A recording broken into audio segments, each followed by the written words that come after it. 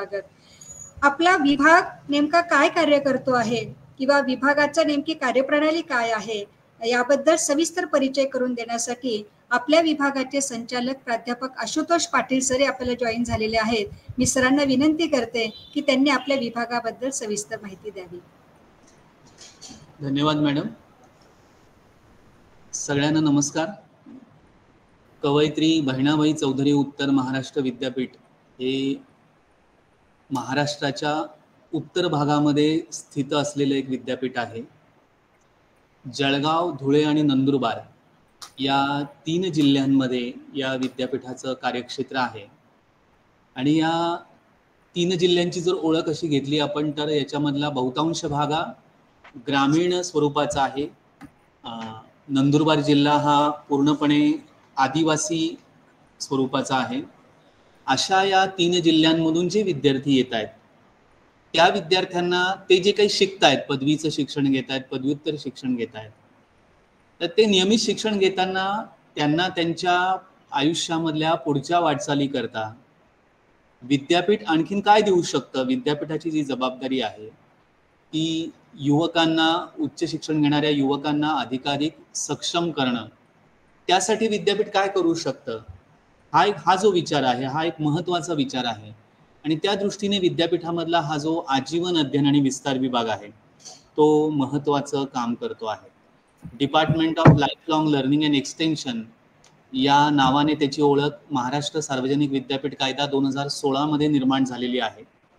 आणि या विभागाच्या वतीनं विद्यापीठ आणि समाज यांच्यामध्ये संवाद साधण्याचा, यांच्यामध्ये दुवा म्हणून काम करण्याचा प्रयत्न आम्ही या विभागामध्ये करत असतो. त्याचे 2 भाग आम्ही त्याच्यामध्ये विचारात घेत असतो. एक पहिला भाग आहे तो आम्ही समाजातल्या वेगवेगळ्या घटकांकरता आम्ही वेगवेगळ्या पद्धतीचे उपक्रम आयोजित करत असतो. मग त्या महिला असतील, त्या मुली असतील, तो समाजातला शिक्षणाच्या प्रवाहामध्ये येऊ न शकणारा युवक वर्ग असेल, ज्येष्ठ नागरिक असतील, आदिवासी भागातले नागरिक असतील, या सगळ्यांकरता आम्ही वेगवेगळे उपक्रम आयोजित करतो. शेतकरी असतील, याच्यामधले 2 महत्त्वाचे उपक्रम जे आहेत ज्यांचा या ठिकाणी उल्लेख करणं आवश्यक आहे तो म्हणजे ज्येष्ठ नागरिकांसाठी आम्ही एक उपक्रम सातत्याने राबवत आहोत. ज्येष्ठ नागरिकांकरता आरोग्यविषयक, कायदाविषयक मार्गदर्शन करणारे शिबिर, कार्यशाळा. आणि उद्याच विभागाचा जळगाव जिल्ह्यातल्या पारवा तालुक्यात बहादरपूर इथे आपण महिला ज्येष्ठ नागरिकांकरता आरोग्य तपासणी आणि मार्गदर्शन शिबिराचं आयोजन केलेलं आहे एका खेड्यामध्ये, लहान गावामध्ये. तर या स्वरूपाचे उपक्रम आहेत. समुपदेशक आपल्या दारी, काउन्सिलर ॲट युअर डोअर, हा एक आपला उपक्रम आहे ज्येष्ठ नागरिकांकरता. आपण समुपदेशकांना घेऊन जातो ज्येष्ठ नागरिकांपर्यंत आणि ते समुपदेशक ज्येष्ठ नागरिकांशी वैयक्तिक संवाद साधतात, त्यांच्या समस्यांचं निराकरण करण्याचा प्रयत्न करतात. दुसरा जो या विभागाच्या कामकाजाचा भाग आहे तो यावर्षी आम्ही शेतकरी सहायता उपक्रम सुरू केलेला आहे. की शेतकऱ्यांना आपण कशा प्रकारे मदत करू शकतो हा विचार विद्यापीठाने केला. तेव्हा लक्षात आलं की आपण शेतकऱ्यांना सेंद्रिय शेतीबद्दल मार्गदर्शन करू शकतो. शेतकऱ्यांना आपण जमिनीचा कस कसा वाढवावा, बी बियाणं कोणतं वापरावं, खतं कुठली वापरावी, शेती कशा पद्धतीने करावी, या वेगवेगळ्या पद्धतीने त्यांना शासकीय योजनांबद्दल जागरूकता त्यांच्यामध्ये कशी निर्माण व्हावी. आणि त्याचबरोबर त्यांच्यामध्ये जे आत्महत्येचं प्रमाण आहे त्या प्रमाणाला कमी करण्यासाठी आपण काही मदत करू शकतो का, आता त्याच्याकरता तिथेही आपण समुपदेशनाचा कार्यक्रम आपण शेतकरी आणि त्यांच्या कुटुंबांकरता घेत असतो. तर या पद्धत, त्याच्या व्यतिरिक्त एक्सटेन्शन ऍक्टिव्हिटीज आमच्या भरपूर चालू असतात. आम्ही नुकतंच एक 5 दिवसाचं महाविद्यालयीन युवक युवतींकरता प्रशिक्षण घेतलं. त्या प्रशिक्षणाचा विषय होता की ज्येष्ठ नागरिक सहायता दूत प्रशिक्षण, की युवकांनी ज्येष्ठ नागरिकांचे सहायता दूत म्हणून काम करावं आणि त्याकरता त्यांना आम्ही एक प्रशिक्षण कार्यक्रम आखून 5 दिवसामध्ये त्यांना प्रशिक्षण दिलेलं आहे. गेल्या वर्षी आम्ही जेंडर सेन्सिटायझेशनवर 2 वर्षाचा एक वर्कशॉप घेतलं. असे वेगवेगळे उपक्रम एक्सटेन्शन ऍक्टिव्हिटीच्या अंतर्गत चालू असतात. आमच्या विभागाचं जे दुसरं कार्य आहे ते कार्य आहे की वेगवेगळ्या प्रकारचे शिक्षणक्रम राबवले जातात विभागाच्या माध्यमातून. त्याच्यामध्ये प्रमाणपत्र अभ्यासक्रम आहेत वेगवेगळ्या स्वरूपाचे. या विभागाशी आपण सगळेजण परिचित आहात, त्याच्यामुळे आपल्याला त्यांची कल्पना आहे की रिसर्चचे काही प्रमाणपत्र अभ्यासक्रम आहे, काउन्सिलिंग टेस्टिंगचे प्रमाणपत्र अभ्यासक्रम आहे, संस्कृत, मोडी, उर्दू या नवीन भाषा शिकण्यासाठी प्रमाणपत्र अभ्यासक्रम आहे, जर्मन आणि जॅपनीज या 2 परकीय भाषा, विदेशी भाषा, फॉरेन लँग्वेजेसचे प्रमाणपत्र अभ्यासक्रम गेल्या वर्षापासून सुरू आहे. तर हे एक वेगवेगळ्या प्रकारचे अभ्यासक्रम आहे. या व्यतिरिक्त आम्ही बाहेरच्या नोंदणीकृत संस्थांना देखील ॲफिलिएशनच्या माध्यमातून अभ्यासक्रम चालवायला देतो. तर खूप वेगवेगळ्या प्रकारचे जवळपास 50 अभ्यासक्रम आमचे वेगवेगळ्या संस्थांमध्ये चालू आहेत. त्याच्यातला एक महत्त्वाचा अभ्यासक्रम आहे तो PG diploma in counselling psychology. हा एक अतिशय महत्त्वाचा अभ्यासक्रम आहे की जो अभ्यासक्रम धुळे, जळगाव, नंदुरबारकडे सहजासहजी उपलब्ध होऊ शकत नाही आणि त्याच्याकरता मुलांना शिकण्याची इच्छा असणाऱ्यांना पुण्या मुंबईला जाऊन खूप अवाढव्य फी मोजावी लागते. तर ह्या सगळ्यावरती आम्ही हा अभ्यासक्रम सुरू केलेला आहे की ज्याचं शुल्क पण कमी आहे. तर आणि या व्यतिरिक्त आम्ही काही नियमित MA अभ्यासक्रम देखील चालवत आहोत. 11 MA अभ्यासक्रम. त्याच्यामध्ये देखील आम्ही MA इन काउन्सिलिंग सायकोलॉजी हा एक नवीन अभ्यासक्रम यावर्षी समाविष्ट केलेला आहे आणि नियमित स्वरूपाचे MA अभ्यासक्रम आहेत. पुन्हा आम्ही या MA अभ्यासक्रमांना नॅशनल एज्युकेशन पॉलिसीचं सगळं स्ट्रक्चर लागू केलेलं आहे. त्यानुसार आमचं स्टडी मटेरियल जे आहे, सेल्फ स्टडी मटेरियल, ते डेव्हलप करायचं काम पहिल्या वर्षाचं काम आता बऱ्यापैकी अंतिम टप्प्यामध्ये आहे आणि पुढच्या वर्षी दुसऱ्या वर्षाच्या विद्यार्थ्यांना ते स्टडी मटेरियल उपलब्ध करून देणार. म्हणजे वेगवेगळ्या पद्धतीने विद्यापीठाची जी जबाबदारी आहे की युवकांना गुणवत्तापूर्ण उच्च शिक्षण उपलब्ध करून देणं, त्याच्यामध्ये मी भर घाले की गुणवत्तापूर्ण कौशल्य विकसित करणारं आणि रोजगाराभिमुख असं शिक्षण उपलब्ध करून देणारं ही विद्यापीठाची जबाबदारी आहे. तर गुणवत्तापूर्ण, कौशल्याभिमुख आणि रोजगाराभिमुख या तिन्ही अंगांनी जर विचार केला तर विद्यापीठामधला हा जो विभाग आहे, आजीवन अध्ययन आणि विस्तार विभाग, हा खूप कळीची भूमिका निभावतोय असं आमचं नाही, आमच्या माननीय कुलगुरू महोदयांचं म्हणणं आहे आणि त्याच्यामुळे आमचा आत्मविश्वास सुद्धा काम करताना वाढतोय. आणि याच अंगाने या आजच्या वेबिनारचं महत्व आहे की भाषा ही अशी गोष्ट आहे की जी तुम्हाला आयुष्यामध्ये एक सक्षम माणूस म्हणून उभं करण्याकरता खूप बळ देत असते. म्हणजे कसं आहे की आज संवादाची साधनं भरपूर आहेत, अभिव्यक्तीची साधनं भरपूर आहेत, बरोबर. आपण एकमेकांशी एका टॅपवरती, एका टचवरती आपण बोलू शकतो, संवाद साधू शकतो. पण मुद्दा काय माहिती का, संवादाची अभिव्यक्तीची साधनं भरपूर असून काय बोलावं आणि काय अभिव्यक्त करावं आणि कसं बोलावं आणि कसं अभिव्यक्त करावं ह्याचे प्रश्न आजच्या काळामध्ये खूप आहे आणि त्याच्याकरता आपल्याकडे भाषेचं सामर्थ्य असणं आवश्यक आहे. फॉरेन लँग्वेज आणि जॉब ऑपॉर्च्युनिटी या वेबिनारचा विषय आहे. तर पोटा पाण्याचा प्रश्न हा सगळ्यात महत्त्वाचा आहे, भाकरीचा प्रश्न. त्याच्यामुळे आपल्याला जॉब मिळाला पाहिजे, नोकरी मिळाली पाहिजे, कुठेतरी चांगली आपलं आयुष्य उभं करण्याची, भवितव्य उज्ज्वल करण्याची संधी मिळाली पाहिजे. त्याच्याकरता भाषा तुम्हाला कशी मदत करू शकते, तर मी म्हणतो की भाषा ही तुम्हाला, कुठली भाषा घ्या, मातृभाषेपासून परकीय भाषेपर्यंत, ही तुमची नेहमी सतत सोबत करत असते. फक्त तुम्ही त्या भाषेमध्ये काय करता हे महत्वाचं आहे. आणि त्याच्यामुळे युवा पिढीनी तर वेगवेगळ्या पद्धतीच्या भाषा शिकल्या पाहिजेत. आपल्या बोलीभाषेपासून, आपल्या मातृभाषेपासून ते जगामध्ये ज्या वेगवेगळ्या प्रकारच्या भाषा बोलल्या जातात त्या सगळ्या भाषांपर्यंत आपण गेलं पाहिजे.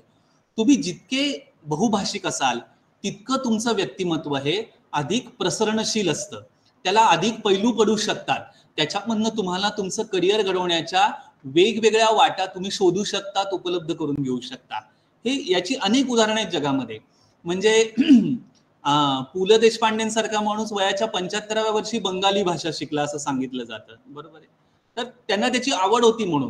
म्हणून भाषा ही तुम्ही मी युवा पिढीला सांगेल की तुम्ही ज्या वयामध्ये आहात त्या वयामध्ये तुम्ही एखादी नवीन भाषा जेव्हा शिकता केव्हा तुम्ही शब्द शिकत नाही, केवळ वर्णमाला शिकत नाही, तर तुम्ही त्या भाषेबरोबर ती भाषा बोलणाऱ्यांच्या समाज संस्कृतीला देखील समजून घेण्याचा प्रयत्न करता.